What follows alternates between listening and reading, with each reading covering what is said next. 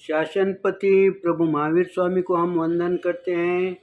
सभी गुरु भगवंतों को तिकोतों के पाठ से वंदन करते हैं। श्रद्धावान भाई और बहनों, आपके अंदर विराजित आत्मा को माजलगांव से सुभाष कोठारी का सादर प्रणाम, सादर जय जय। उत्तराध्ययन सूत्र के 5वें वर्ग पर ये मेरा 30वां वीडियो है। कल हम 22वें गाथा का चिंतन कर रहे थे। इस 22वें गाथा के अंदर पिंडोलय ये शब्द आया है। पिंडोलय ये एक व्यक्ति के हिसाब से ये शब्द आया है। ये व्यक्ति ऐसा होता है, उसके पास दोष रहता है, लेकिन उसका उदर निर्वाह किस पर चलता है? भिक्षा पर। वो प्रतिदिन भिक्षा मांगता है और उस पर अपना जीवन निर्वाह करता है, लेकिन वो दुशील होता है। उसका कोई व्रत का ठिकाना नहीं रहता है, उसके अंदर दोष भरे हुए होते हैं। ऐसे व्यक्ति को कोई भी व्यक्ति उसे कुछ देता नहीं, क्योंकि गांव के अंदर उस व्यक्ति के बारे में सभी जानते हैं। हम व्यवहार में भी देखते हैं, गांव के अंदर एक आधा भिक्षु ऐसा होता है, उसके पास व्यसन होते हैं, लेकिन वो भिक्षा मांगता है। जब तक उसके व्यसन का पता नहीं चलता है तब तक उसे भिक्षा मिलती है, लेकिन जब उसे व्यसन का पता चलता है तो भिक्षा देने वाला कोई भी उसे देता नहीं। फिर सही में अगर उसे भूख भी लगी होंगी तो भी नहीं देते, उसे कोई अन्न पानी नहीं मिलता, क्योंकि लोग जानते हैं कि ये व्यसन में गमाता है। इसे देखे हम क्यों उसको कोई काम से या उसे परालंबी क्यों बनाए? इसीलिए देने वाला 10 बार सोचता है और उसे देता नहीं है।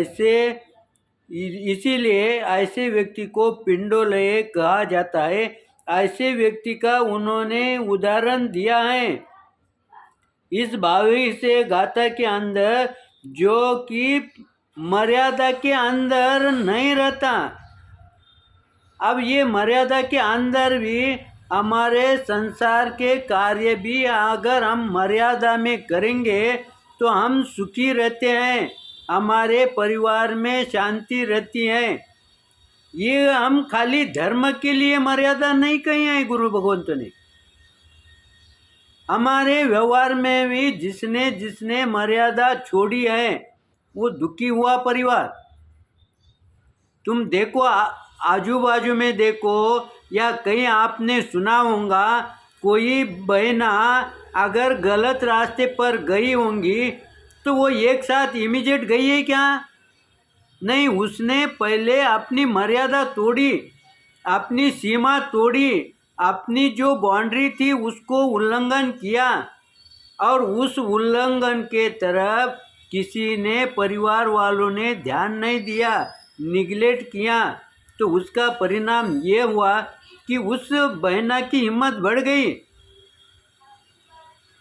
इसके लिए वो आज गलत रास्ते पर चले गई ना, उसके जिम्मेदार कौन हो गए? हम कोई खेल खेलते समय अगर बाउंड्री के अंदर खेलते हैं और बाउंड्री को न मानते हुए खेलते हैं, ये दोनों में क्या फ़र्क है? हम उसमें से गुजरे हैं। जो देखो, यहाँ पर बाउंड्री का उल्लंघन नहीं करना है तो वो नहीं करता है, किसी के बोलने पर नहीं करता है क्या? उसे बार बार बोलना पड़ता है क्या? आज हम स्थानक में किसी को जाने के लिए बार बार बोलते हैं, लेकिन वो नहीं जाता। लेकिन अगर वही व्यक्ति खेल के अंदर एक बार किसी खिलाड़ी ने कह दिया कि ये बाउंड्री है, वो बाउंड्री के बाहर जाता नहीं। अगर देखने वाला नहीं भी होगा तो भी वो बाउंड्री के बाहर पैर नहीं रखता, क्योंकि वो अंतकरण से बाउंड्री का पालन कर रहा है। बाउंड्री का पालन कर रहा है यानी वो अंतकरण से नियमों का पालन कर रहा है। फिर जब अंतकरण से नियमों का पालन करता है जो व्यक्ति, उसकी साधना आनंददायी होती है। आज हम धर्म के अंदर जो साधना करते हैं, जो नियम लेते हैं, वो हम जबरदस्ती पालन करते हैं, इसलिए हमें आनंद नहीं मिल रहा। अगर आनंद मिलना है तो पहले हम हमारे मन के अंदर धारण कर ले कि मुझे ये नियम तोड़ने का नहीं है।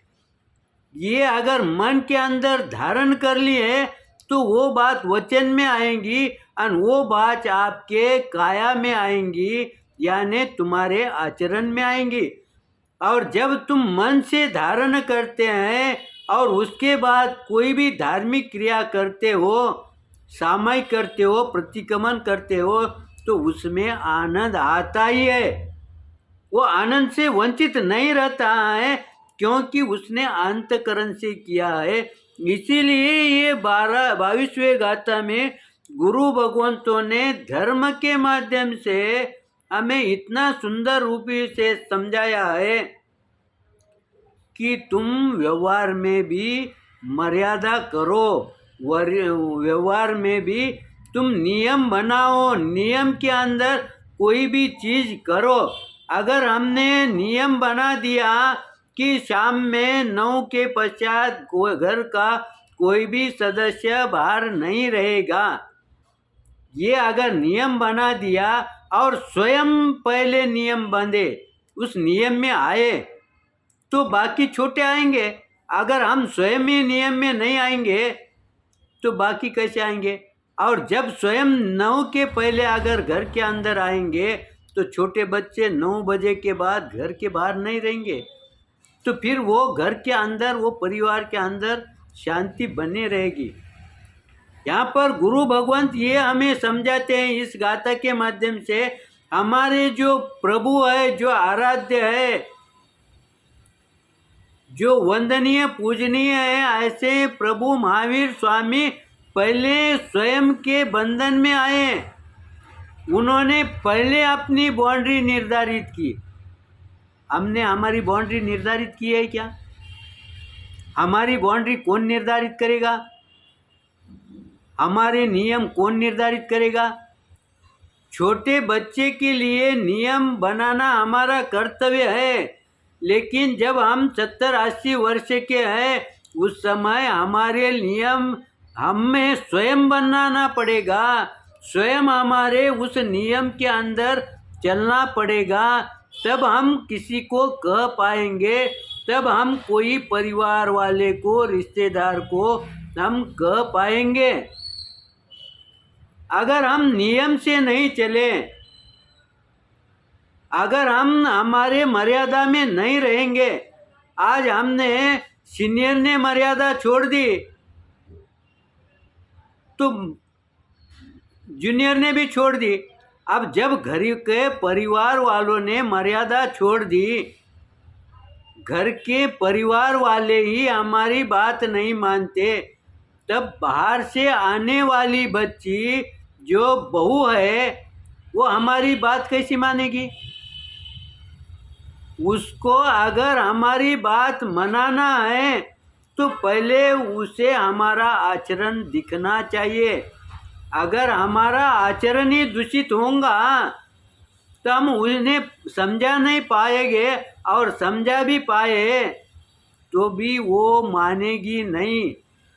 इसीलिए अगर हमारे परिवार के अंदर शांति चाहते हैं, शुद्ध सामायिक करना चाहते हैं, शुद्ध प्रतिक्रमण करना चाहते हैं, तो पहले हम स्वयं, जो सीनियर है वह स्वयं अपने मर्यादा में रहे, मर्यादा में रहकर धर्म ध्यान करे।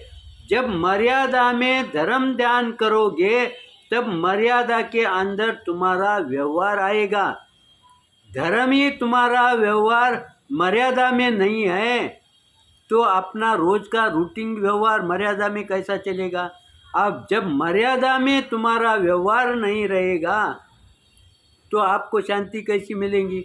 फिर हम ये कहते हैं कि मैं इतने दिन से सामायिक करता हूँ, प्रतिक्रमण करता हूँ, शास्त्र पढ़ता हूँ, उसका मुझे लाभ नहीं मिल रहा। क्योंकि लाभ इसीलिए नहीं मिल रहा क्योंकि हम पढ़ते तो हैं लेकिन हमारा चलना विपरीत दिशा में है, इसीलिए हमारे को लाभ नहीं हो रहा है। और ये लाभ मिलने के लिए गुरु भगवंतों ने शास्त्रों के अंदर ये समझाया है, लेकिन ये बात हमारे ध्यान में बैठने के लिए हमें समय देना पड़ेगा। मेरे चिंतन के अंदर समय को देखते हुए निश्चित रूप से गलत आया होऊंगा, उसके लिए आप क्षमा करेंगे। सही आया होऊंगा तो लाइक करेंगे, शेयर करेंगे। इसी आशा के साथ ओम शांति।